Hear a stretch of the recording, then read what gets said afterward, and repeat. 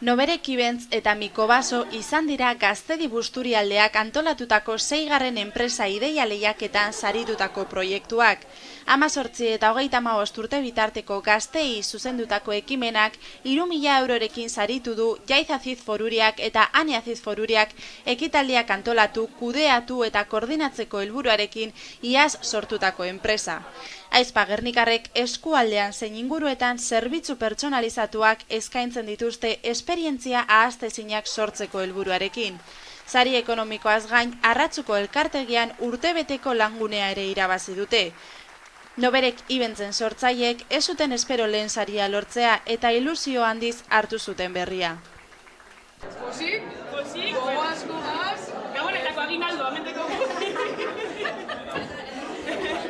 Eta baina inbertiduko gu, urrengo eventetarako, da jentik esan genuen udaletxetatik etora, ditzen bazuen, eventos beko guztuen preparetako. Imaginazio asko dugu.